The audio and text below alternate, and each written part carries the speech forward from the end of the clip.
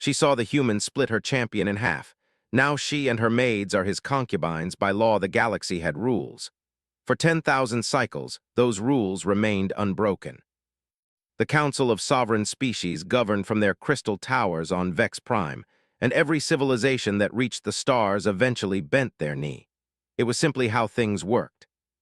The strong dictated terms, the weak accepted them, and the universe continued its predictable rotation. Ambassador Thuron stood in the grand chamber where 1,000 species had pledged their loyalty.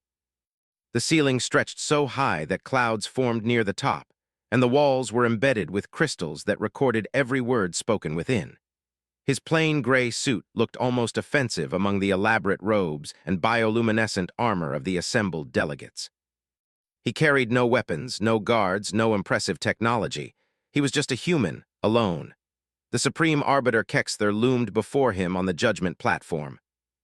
The Arbiters were an ancient race, their bodies a mixture of living metal and organic tissue that had evolved over millions of years. They could live for thousands of years, accumulate knowledge that would fill libraries, and their word was absolute law. Kexther had personally overseen the integration of 400 species into the Council. He had never failed. Human! Kexther's voice resonated through translation devices embedded in every delegate's mind. You have heard the terms. Your species will provide 30% of your industrial output to the Council. Your military will be limited to defensive forces under Council oversight. Your expansion into new systems will require Council approval. These are generous terms, given your recent arrival to the galactic stage. Some had eyes, some had sensory organs that defied human understanding, but all were focused on this moment. The newest species always accepted. It was tradition, it was survival. No, Thuron said simply. The word hung in the air. Several delegates made sounds of confusion. Their translation devices must be malfunctioning. Surely the human had not just refused the Council. Kexther's metallic features shifted into what might have been amusement. Perhaps you do not understand. This is not a negotiation. The Council has determined the appropriate terms for Earth's integration. You may accept them peacefully, or we will enforce them. Your choice affects only how much your species suffers. We will govern ourselves. The Torathi delegation, floating in their containment spheres, changed colors from calm blue to alarmed orange. You are one species, Kexther said, his patience clearly wearing thin.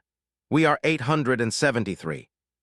Your military consists of primitive chemical rockets and kinetic weapons. Our fleets could sterilize your planet in days. Your technology is centuries behind the galactic standard. What possible reason could you have for this foolish defiance? And humans have a long history of standing up to bullies, even when it seems impossible. Under Council governance, poverty has been eliminated on 300 worlds. Disease has been eradicated. Conflict has been minimized. We offer you paradise and you call us bullies. You take 30% of everything we produce. You control where we can go, what we can build, how we can defend ourselves. That's not paradise. That's a gilded cage, and we're not interested. Never in recorded history had a species spoken to the Arbiters this way. The smaller species, those who had joined the Council out of fear rather than choice, watched with a mixture of horror and something that might have been hope. Kexther raised one massive arm, and silence fell immediately. You speak of freedom as if it has value beyond survival. Your species will learn, as all do, that survival requires sacrifice. Perhaps you need time to reconsider. We will give you 30 of your days to present a formal acceptance. During this time, all Earth vessels will be restricted to your home system. Any attempt to leave will be considered an act of war. And you should know that restricting our ships won't be as easy as you think. Learning our languages, our culture, our technology. But I wonder if you really understood what you were looking at. His armor was battle-scarred, decorated with symbols representing conquered worlds. The human makes empty boasts. We have analyzed their capabilities. Their largest warship masses barely 3,000 tons. Their weapons are chemical explosives and crude lasers. A single Council cruiser could destroy their entire fleet. You studied our military. Did you study our history? Did you learn about the times when humans were told they couldn't win and we did it anyway? Did you read about the tiny groups that held off massive armies, the impossible victories? The times when we should have surrendered but chose to fight instead? We tell stories about losing, about facing impossible odds, about dying for what we believe in. And we celebrate those losses. We remember them. We teach our children about them. Do you know why? Because sometimes, Thuron continued, the point isn't whether you can win. The point is that you stood up, that you said no, that you made them work for it. And sometimes, if you're really lucky, you discover that the impossible wasn't quite as impossible as everyone thought. There's a difference. Pride is thinking you're better than you are. Principle is knowing what you're worth and refusing to accept less. Earth has decided we're worth our freedom, whatever the cost. Then you have made your choice. In 30 days, the Council fleet will arrive at Earth. You will surrender or you will be conquered. There is no third option. Finding third options is kind of our thing. He turned to leave, then paused. Oh, and one more thing. You should know that while we've been talking, 17 Earth vessels just left our system through jump points your sensors didn't detect. They're carrying messages to every species in this chamber. Specifically, to the populations of your worlds, not your governments. That their paradise is built on taking from others, and most importantly, that it's possible to say no. Thuron smiled again. We humans have a saying, freedom is contagious. Let's find out if that's true. And yet in the back of the chamber, representatives from smaller species began to whisper among themselves. If the humans could say no, could they?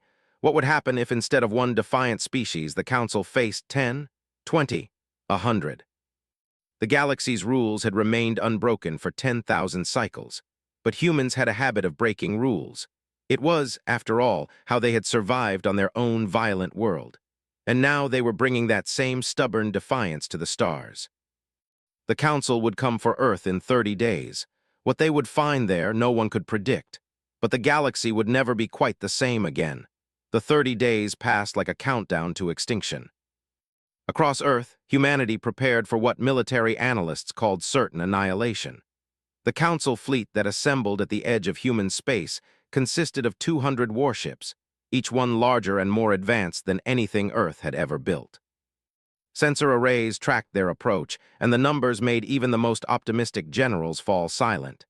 Admiral Chen stood on the bridge of the S-Defiance, Earth's flagship. Through the viewport, she could see the rest of humanity's defensive fleet, 43 ships total. Most were converted civilian vessels with hastily installed weapons. Against the Council's armada, they looked like toys. They're hailing us, her communications officer reported. Put them through. Your ambassador's defiance has been noted, but you need not all die for one man's pride. But she had never once surrendered. General, this is Admiral Chen of Earth Defense Forces. I have a message for you and your council. She paused, letting the moment stretch. Go to hell. You have chosen death. All ships, Admiral Chen commanded, execute Protocol Defiance. Weapons ports that appear to hold basic kinetic launchers open to show technology that shouldn't exist. And strangest of all, the space around the human fleet began to shimmer. On the Council flagship, alarms blared. Sir, we're reading massive energy spikes from the human vessels. Their power output just increased by a factor of 50. Sensors are detecting gravitational anomalies. Sir, they have jump drives, military-grade jump drives. Impossible. Our intelligence showed primitive technology. Remember, we're not trying to destroy them. We're trying to embarrass them. Instead, they deployed specialized missiles that attached to Council ship hulls and began broadcasting. On every Council vessel, communication systems were hijacked. Images flooded their screens. Videos of Council officials discussing quotas, talking about subjugated species as resources to be exploited, planning how to suppress any resistance. Every dirty secret, every cynical calculation, every moment of cruelty disguised as order, all of it stolen from Council databases and now broadcast to every ship in the fleet. But more than that, the broadcasts were going everywhere, to every Council world. To every species watching this confrontation. The truth about their supposed paradise was spreading across the galaxy at light speed. Disable those broadcasts, the Vroth general roared, but his crew was already trying. Human cyber warfare specialists had spent the entire 30 days preparing for this moment. Every time the Council blocked one frequency, 10 more opened up. Admiral Chen's voice came over the Council fleet's communication system. Attention, Council forces. We are not your enemies. Your leaders are. They have built their empire on lies and fear. We are simply showing everyone the truth. Stand down, return home, and maybe your people will let you live to see tomorrow. Species that had been told the council protected them now saw evidence of manipulation and exploitation. Populations that believed they lived in paradise discovered they lived in a prison. And the smaller species, the ones who had been conquered and broken, suddenly realized they outnumbered their oppressors by millions to one. On Vex Prime, Supreme Arbiter Kexther watched his civilization begin to crack. Riots had started on 17 worlds. 3 species had declared independence in the last hour. The carefully constructed order of 10,000 years was collapsing, and it had taken humanity only 30 days to accomplish it. His communication system activated, showing Ambassador Thuron's face. "I did warn you," Thuron said calmly.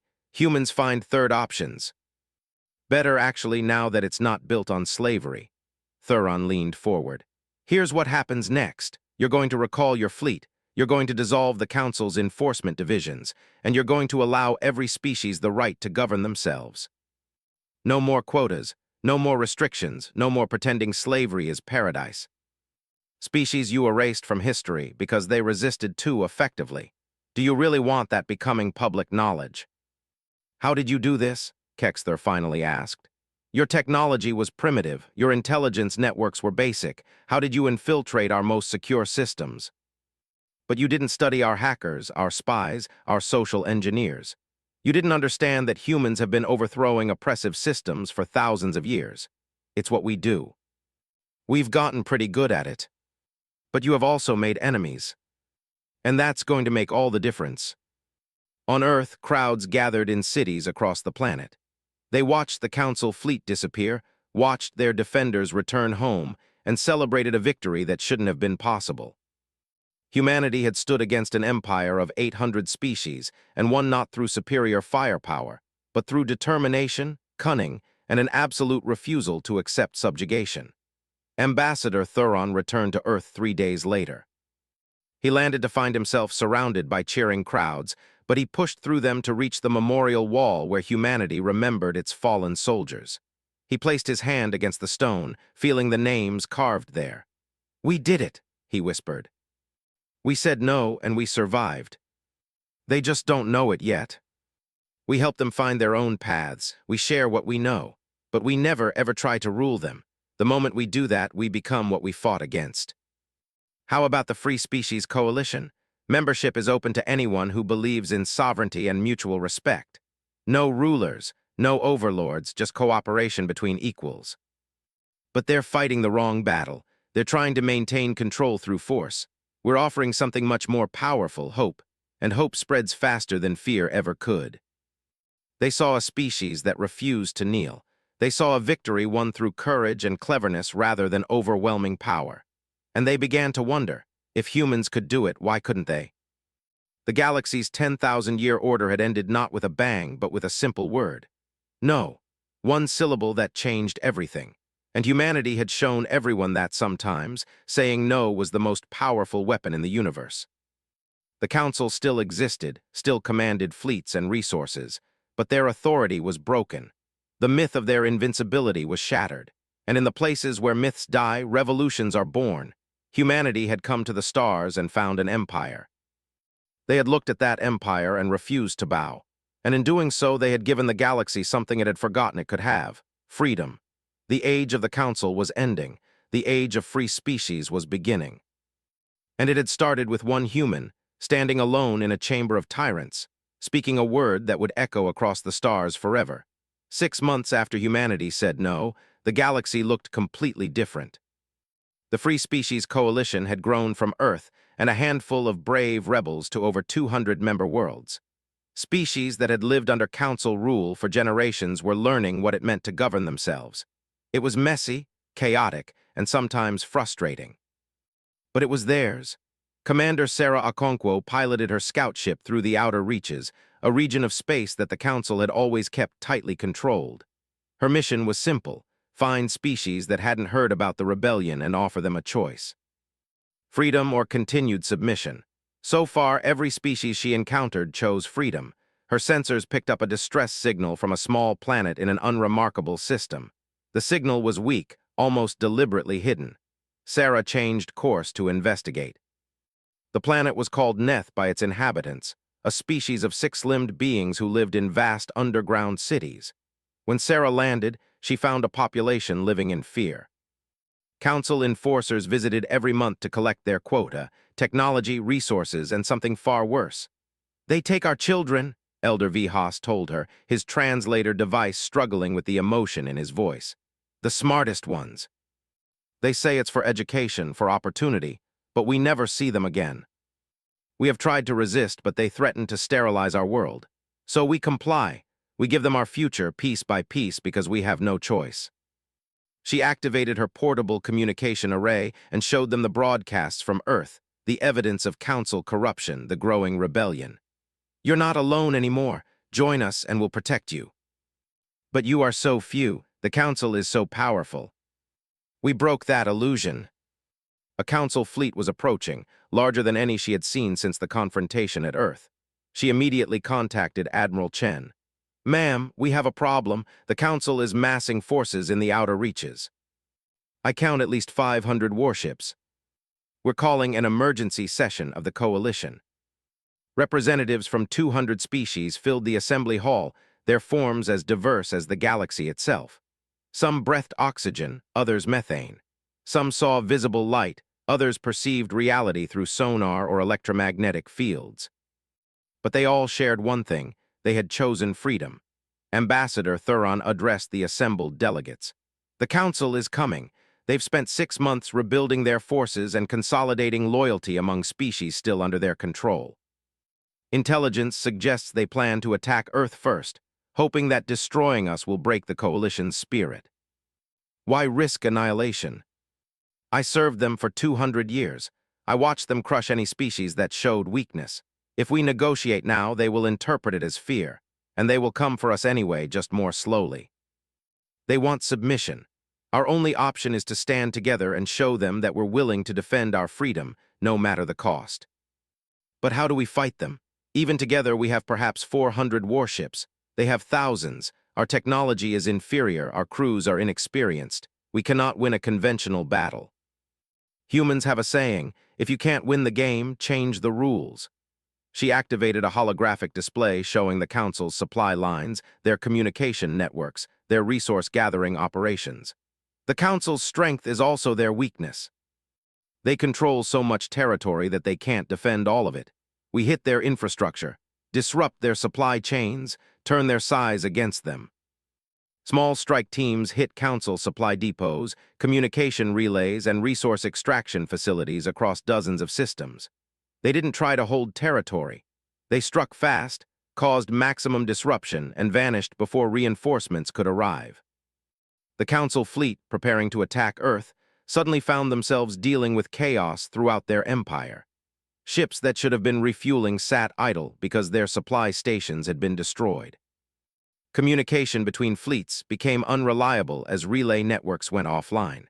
And everywhere, the populations of Council worlds watched coalition forces demonstrate that their oppressors were not invincible. Supreme Arbiter Kexther watched his empire crumbling from his throne on Vex Prime. Every day brought new reports of lost facilities, deserting crews, and rebellious populations. The carefully ordered galaxy he had spent millennia building was becoming chaos. "We could still crush them," the Vroth general insisted. "One overwhelming strike at Earth, make an example that will terrify the others back into submission. Our authority would be finished completely. We can either change with it or be swept away." The humans showed everyone that structure could be resisted. We cannot put that knowledge back in the box. We can only adapt to a new reality. Not a surrender, not a negotiation of terms, but a genuine conversation between equals. They met on a neutral station, just the two of them with no guards or weapons. Kexther towered over the human, but somehow Thuron seemed to take up just as much space in the room. "Why did you do it?" Kexther asked. "You could have accepted our terms, your species would have prospered under Council protection. Why risk everything for something as abstract as freedom?" "Because prosperity without choice isn't prosperity. It's just a comfortable prison. Humans learned a long time ago that we'd rather struggle in freedom than live comfortably in chains." and we thought maybe other species felt the same way. Real order, the kind that lasts, has to be built on consent, on cooperation between equals. Your council could have been that. Instead, you chose domination. The coalition doesn't want to destroy the council. We want to reform it, make it what it should have been from the beginning, a forum for cooperation, not a tool for control. Species can join if they want, leave if they want, contribute what they choose to contribute. No quotas. No enforced obedience, just mutual respect and shared goals. That's the line we won't let anyone cross. Not you, not them, not even ourselves. Just like the choice should have been ours 6 months ago. But we've proven our point. We've shown the galaxy that freedom is possible. That's something they can never take back. Now we're an alliance of hundreds, and we're winning. That's the galaxy we're building. And it had all started because humanity, when faced with an impossible choice, had simply said no. The negotiation process took 3 months. Representatives from both the Council and the Coalition met on a neutral station called Unity Point, hastily constructed in unclaimed space. The discussions were tense, often heated, and twice nearly collapsed completely. But slowly, painfully, a new framework began to emerge. Dr. Marcus Webb, Earth's chief negotiator, found himself facing beings who had governed the galaxy for millennia. Some were reasonable, others were bitter and hostile, and a few, like Kexther, seemed genuinely curious about this new path forward. You propose that each species maintains complete sovereignty, said Arbiter Genda, a being composed of liquid crystal that shifted colors as she spoke. But who resolves disputes between species? Who prevents wars? The Council brought peace through structure. Your coalition offers only chaos. And calling it peace when populations are oppressed is a misuse of the word. He pulled up historical records on the holographic display. In the last 1,000 years alone, the Council has suppressed 17 major rebellions. Thousands of species died fighting for their freedom. That's not peace, that's enforced submission. In our proposal, disputes are resolved through arbitration, not force. Species can request coalition mediation. If that fails, they can seek justice through the Galactic Court, which will have representatives from all species, not just the powerful ones. And yes, some conflicts might still turn violent, but at least they'll be honest conflicts, not massacres disguised as peacekeeping. Others refused completely and walked out, vowing to maintain the old order in their regions of space. But enough remained to make the historic vote possible. On the 93rd day of negotiations, the treaty was signed. The Galactic Sovereignty Accord, as it was called, dissolved the Council's enforcement authority and established a new framework based on voluntary cooperation. Species could join the new Galactic Commonwealth if they agreed to basic principles: respect sovereignty, resolve disputes peacefully when possible, protect sentient rights, and contribute to mutual defense against external threats. It wasn't perfect. Marcus knew that. But it was better than what came before. As the delegates filed out after the signing ceremony, Kexther approached Marcus. The ancient arbiter looked diminished somehow, as if releasing his authority had physically reduced him. Your species has changed the galaxy in less than a year, Kexther said. I am not certain whether to admire you or fear you. There's a difference. What if the galaxy tears itself apart? You kept everyone frozen in place. That's not stability, that's stagnation. News networks showed footage from hundreds of worlds where species celebrated their newfound freedom. The images were chaotic, joyful, and utterly unprecedented. Admiral Chen watched the celebrations from her office, but her expression was troubled. Commander Okonkwo noticed and entered quietly. Something wrong, Admiral? Sarah asked. Chen gestured to a classified intelligence report on her desk. Not everyone is celebrating. The Hardline Council members who walked out of the negotiations are consolidating forces. They're calling themselves the Purity Covenant. They believe the old order must be restored by any means necessary. They're targeting the weakest coalition members, species that just gained their freedom and don't have strong defenses yet. Chen looked out at the stars. They're going to make examples of them. Show the galaxy what happens when you reject council authority. We can't be everywhere at once. They need supply lines, coordination, communication. What if we didn't fight them directly? What if we made it impossible for them to fight effectively? You want to cut them off from their resources. What if we evacuate the species they're targeting and relocate them to protected systems? We put out a call for assistance and move entire populations before the Purity Covenant can reach them. Coordinate with Coalition Command. I'll convince the other admirals. They loaded entire populations, their possessions, their cultural treasures, everything they couldn't bear to leave behind. The Purity Covenant arrived at their first target to find empty cities, their second target the same. By the third abandoned world, their frustration turned to rage. "They're making fools of us," snarled Arbiter Velkan, who now led the Purity Covenant. "Chase them down, find where they're relocating these populations and destroy them there." The Coalition was using tactics borrowed from Earth's history. Decentralized command, hidden bases, constantly moving civilian populations. The Purity Covenant's intelligence networks, built for tracking large military formations, couldn't keep up with thousands of small, fast-moving groups. Meanwhile, something else was happening. The Purity Covenant crews were watching Coalition forces evacuate civilians, including children, elders, and the sick. They were watching species help each other, sharing resources and shelter, and some of them began to question what they were fighting for. The first desertion happened 3 weeks into the campaign. A Purity Covenant destroyer simply stopped responding to orders and jumped away. Then another, then 5 more. Their crews, when later interviewed, said the same thing. They had joined to restore order, not to terrorize refugees. Arbiter Velkan watched his force crumbling and made a desperate decision.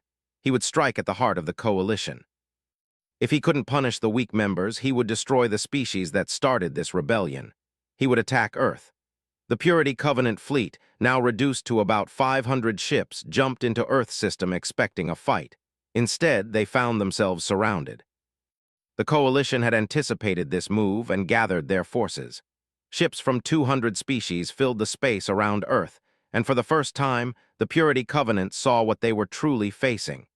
This wasn't the scattered resistance of desperate refugees. This was an armada united by choice, fighting not because they were forced to, but because they believed in something worth defending. Admiral Chen's voice broadcast across all frequencies. "Purity Covenant forces, this is your final warning. Stand down. Your cause is lost. You're not fighting for order anymore. You're just fighting because you're afraid of change." They had come to restore the old order, but looking at this united fleet, they could see that the old order was truly dead. "What happens if we surrender?" Velkan asked, his voice transmitted openly. "You go home," Chen replied. "No executions, no show trials. You return to your worlds and live in peace. The only condition is that you accept other species' right to govern themselves. You don't have to join the Commonwealth. You just have to let others make their own choices." Then one by one, Purity Covenant ships began powering down their weapons. Some jumped away immediately, returning to their home systems. Others remained, their crews requesting to speak with Coalition representatives. Velkan was among the last to power down. As his ship turned to leave, he sent one final message. "You have won, humans, but victory is easy. Maintaining what you have built will be far harder. I wonder if your Coalition will survive its own success." The hard part was just beginning. Building a new galactic order based on freedom and cooperation would be the work of generations. There would be conflicts, failures, and setbacks. But as she looked at the fleet surrounding Earth, ships from hundreds of worlds flying in formation, she felt hope. They had done the impossible once.